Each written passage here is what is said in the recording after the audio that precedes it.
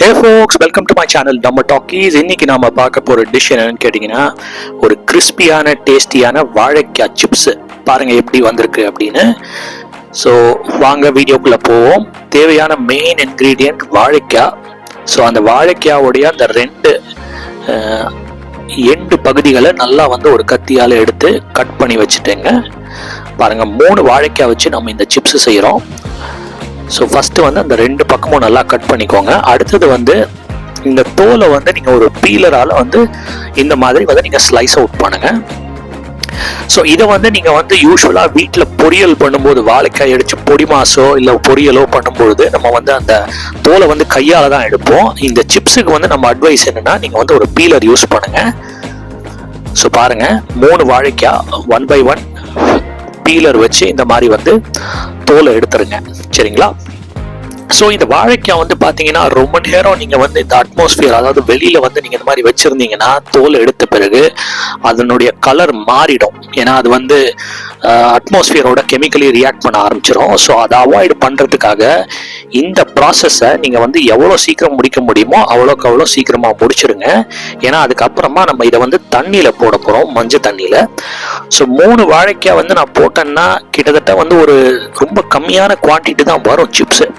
ஒரு 200 கிராம் வந்தாலே பெரிய விஷயங்க. ஒரு 100லேருந்து 200 கிராம்குள்ள வரும். பாருங்க அந்த 3 வாழைக்காய் நல்லா தோலெல்லாம் எடுத்தாச்சு. இப்போ இந்த மாதிரி ஒரு ஸ்லைசர் வச்சு நான் ஈவனா சிப்ஸ் போடுற அந்த இதுக்காக நான் இந்த மாதிரி ஸ்லைஸ் பண்ணிக்கிறேங்க. ஸோ இது நம்ம வீட்டில் நாப்தால் அப்படிங்கிற ஒரு கம்பெனி இருக்கு, இன்னமும் இருக்கான்னு தெரியல. அது மூலமா இந்த ஸ்லைசர் வாங்கினேன். பட் ஏதோ பரவாயில்லைங்க. இதை கண்டிப்பாக நம்ம கத்தியால் இந்த மாதிரி கட் பண்ணுறது கஷ்டம். ஏன்னா சிப்ஸுக்கு ரொம்ப முக்கியமான ஒரு மேட்ரு என்னன்னு கேட்டிங்கன்னா ஈவனாக இருக்கணும் அந்த ஸ்லைசஸ். அதாவது அந்த ஸ்லைஸுடைய திக்னஸ் இருக்குது பார்த்தீங்களா, அந்த ரவுண்டு வடிவம், அதனுடைய திக்னஸ் எல்லாம் கிட்டத்தட்ட யூனிஃபார்மாக இருக்கணும். அப்போ தான் உங்களுக்கு சிப்ஸ் கரெக்டாக வரும். ஸோ இது ஒரு பழைய காலத்து ஸ்லைஸருங்க. ஒரு 10 வருஷம் இருக்கும்னு நினைக்கிறேன் நம்ம வீட்டில் வாங்கி. பட் ஏதோ பரவாயில்ல, டீசெண்டாக இருக்குது. ஸோ நீங்கள் இதை ஸ்லைஸ் அவுட் பண்ணும்போது கை கொஞ்சம் கேர்ஃபுல்லாக இருங்க. இப்போ என்னெல்லாமோ ஸ்லைசர்ஸ்லாம் வந்திருக்கு. உங்களுக்கு எதாவது நல்ல ப்ராடக்ட் தெரிஞ்சதுன்னா கீழே கண்டிப்பாக கமெண்ட் பண்ணுங்கள். ஸோ இது இந்த மாதிரி 3 வாழைக்காயும் ஸ்லைஸ் அவுட் பண்ணியிருக்கலாம். பாருங்கள், நான் கொஞ்சம் நேரம் வெளியில் வச்சுருந்தேன், நீங்கள் கவனிச்சிருப்பீங்க. அந்த வாழைக்காய் கலர் லைட்டாக மாறிட்டு வருது பாருங்கள். ஸோ 3வது வாழைக்காயும் நம்ம ஸ்லைஸ் அவுட் பண்ணிடலாம். இதுல சில பீஸ்லாம் பாத்தீங்கன்னா அந்த டுவர்ட்ஸ் தி எண்ட், அந்த வாழைக்காவுடைய கடைசி நுனி பகுதி வரும்பொழுது கொஞ்சம் உங்களுக்கு கரெக்டான ரவுண்ட் ஷேப்லயோ இல்ல ஒரு ஈவனாவோ வராது. அதை நீங்க எடுத்து கூட வச்சிடலாம். அதை நீங்க சிப்ஸ்ல சேர்க்க தேவையில்லை. இப்போ இந்த மாதிரி ஒரு பேசின்ல நான் தண்ணி ஃபுல்லா நிறைச்சிட்டு இருக்கேங்க. இதுல ஒரு 2லேருந்து 3 ஸ்பூன் மஞ்சள் தண்ணி, அதுக்கப்புறமா உப்பு தேவையான அளவு, ஒரு கைப்பிடி அளவு உப்பு நீங்க அப்புறமா எண்ட்ல கூட ஆட் பண்ணிக்கலாம். ஸோ இப்போ மஞ்சள் அதுக்கப்புறமா உப்பு இது ரெண்டுத்தையும் அந்த தண்ணியில போட்டு நல்லா மிக்ஸ் பண்ணுங்க. இந்த மஞ்சள் உப்பு ரெண்டுமே டிசால்வ் ஆகணும். ஸோ அதனால இந்த மாதிரி கை போட்டு நல்லா அதை லம்ஸ் எல்லாம் இல்லாத மாதிரி பார்த்துக்கோங்க. யூஸ்வலா இருக்காது, ஏன்னா நம்ம ஆட் பண்றது கல் உப்பு கிடையாது, டேபிள் சால்ட்டு. கல் உப்பு இருந்தா கொஞ்ச நேரம் வெயிட் பண்ணுங்க, ஏன்னா அந்த கல் உப்பு கொஞ்ச நேரம் ஆகும் டிசால்வ் ஆகிறதுக்கு. இப்போ ஒரு 10 மினிட்ஸ் கழிச்ச பிறகு நீங்க இந்த வாழைக்காய் எடுத்துடலாம். அதாவது வாழைக்காவை இமீடியட்டா போட்டுருங்க.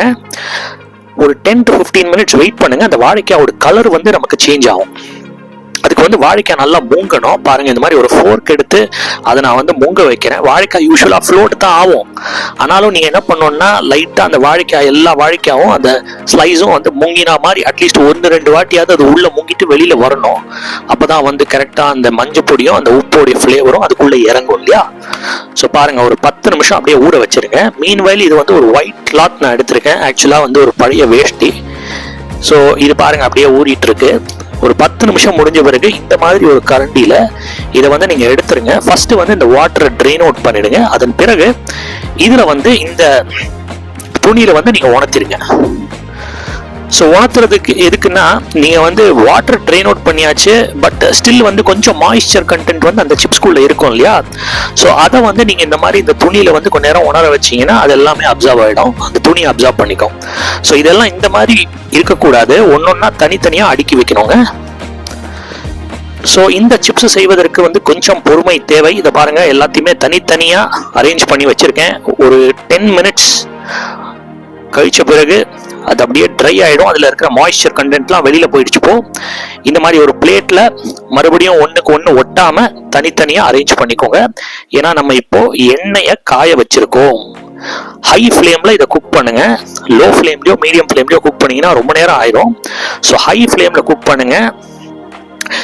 அந்த பார்த்தீங்களா, இப்போ நான் வந்து 1 by 1 போட ஆரம்பிச்சிட்டேன். எண்ணெய் நல்லா சூடாயிருச்சு. ஸோ 1 by 1 போடுங்க. ரொம்ப க்ரௌட் பண்ணிடாதீங்க அந்த இலிப் சட்டியை. ஆக்சுவலாக நான் யூஸ் பண்ணுறது வந்து சன்ஃப்ளவர் ஆயில். கேரளா பக்கம்லாம் போனீங்கன்னா வந்து கோகோனட் ஆயில் யூஸ் பண்ணுவாங்க. நம்ம வந்து சன்ஃப்ளவர் ஆயில் இதை பண்ணியிருக்கோம். ஸோ அவ்வளோதாங்க. ஒரு 20 சிப்ஸுக்கு மேலே, 20 ஸ்லைஸுக்கு மேலே போட வேணாம். இந்த மாதிரி ஒரு மீடியம் சைஸ்டு கடாய் இல்லை இலிப்பு சட்டியில். ஆக்சுவலாக நான் மேலேயே போட்டேன், பார்த்தீங்கன்னா தெரியும், நல்லாவே க்ரௌட் ஆகிடுச்சு. இப்போ பாருங்கள், ஹை ஃப்ளேமில் நல்லா சூப்பராக கொதிக்க ஆரம்பிச்சிருச்சு. இப்போ ஆக்சுவலாக இதனுடைய கலர் பார்த்தீங்கன்னா ஒரு மாதிரி லைட் எல்லோவாக இருக்கும். நம்ம மஞ்சள் பொடியில் போட்டு அதை வெளில எடுத்த பிறகு ஒரு மாதிரி லைட் எல்லோ கலர்லேருந்து ஸ்லோவாக அவங்களுக்கு வந்து கலர் மாற ஆரம்பிக்கும். அதே சமயம் வந்து அந்த பபிள்ஸ் இருக்கு பாத்தீங்களா, அது எண்ணெயில நல்லா ஃப்ரை ஆயிட்டு இருக்குன்னு அர்த்தம். நல்லா கிளறி கொடுத்துக்கிட்டே இருங்க. இது வந்து ஒன்னோடு ஒன்று ஒட்டக்கூடாது. அதனாலதான் முதல்ல போடும்போது ரொம்ப அதிகமாகவும் போடாதீங்க, ஓவர் க்ரௌட் பண்ணிடாதீங்க. 1 by 1 போடுங்க. 2 ஸ்லைஸு ஒட்டிக்கிட்டு இருந்ததுன்னா அதை பிரிச்சு கொடுங்க. இந்த மாதிரி கரண்டியால. அதனால எவ்ரி 2 மினிட்ஸுக்கு ஒரு வாட்டி வந்து அந்த கரண்டியால இந்த மாதிரி வந்து இது பண்ணி கொடுத்துக்கிட்டே இருங்க, செப்பரேட் பண்ணிக்கிட்டே இருங்க. சரிங்களா? ஸோ ஒரு மாதிரி பாயிண்ட்டுக்கு அப்புறம் கலர் மாற ஆரம்பிக்கும். இன்னொரு இண்டிகேஷன் என்னன்னா வந்து இந்த பபிள்ஸ் வருது பாத்தீங்களா, அது வந்து அந்த அலையோசை அப்படின்னு நம்ம சொல்லுவோம் இல்லையா, பீச் பக்கம் நின்னா எப்படி இருக்கும் அந்த மாதிரி ஒரு சவுண்ட் வரும். அந்த சவுண்ட் வந்து ஸ்லோவா நின்ன பிறகு நீங்க வந்து கலரும் மாறிடும். இப்போ பாத்தீங்கன்னா லைட் ப்ரௌன் கலர் வர வரைக்கும் வெயிட் பண்ணுங்க. நீங்க எடுத்து பாருங்க, அதை பாருங்க, நான் காட்டுறேன். லைட் ப்ரௌன் கலர் வந்த பிறகு உங்களுடைய சிப்ஸ் வந்து கிட்டத்தட்ட ரெடி ஆயிடுச்சுன்னு அர்த்தம். பாத்தீங்களா, அந்த கலர் வந்து லைட் ப்ரௌனா வந்துருக்கு பாருங்க. ஸோ நம்ம சிப்ஸ் வந்து ரெடி ஆயிடுச்சு. இது ஆக்சுவலாக வந்து நான் வீடியோ கொஞ்சம் ஸ்பீடப் பண்ணியிருக்கேன். ஒரு 10 நிமிஷம் ஆகும். அது பொறுமையாக இருங்க. ரொம்ப குவிக்காக வந்து எடுத்துடாதீங்க வெளியில். ஏன்னா ரொம்ப குவிக்காக எடுத்தீங்கன்னா சிப்ஸ் வந்து கிறிஸ்பாக இருக்காது, சாகியாக இருக்கும். பொறுமையாக வெயிட் பண்ணுங்க. ஒரு 10 நிமிஷம் அப்பப்போ நீங்கள் எடுத்து பார்த்துக்கோங்க. இப்போ நான் வந்து சிப்ஸ் எல்லாத்தையும் ஒரு 2-3 லாட் போட்டேன். அதெல்லாம் நான் காட்டல. இப்போ தனியாக ஒரு பேசினில் ஃபண்டாஸ்டிக்கான சிப்ஸ் ரெடி. இதில் வந்து இன்னும் உப்பு, அதுக்கப்புறமா சில்லி பவுடர், உங்கள் வீட்டில் சாட் மசாலா இருந்தால் அதை ஆட் பண்ணுங்க. அடுத்தது பெருங்காய பொடி. சாட் மசாலா ஆட் பண்ணீங்கன்னா அதோடைய டேஸ்டே வேற லெவல்ல இருக்கும்.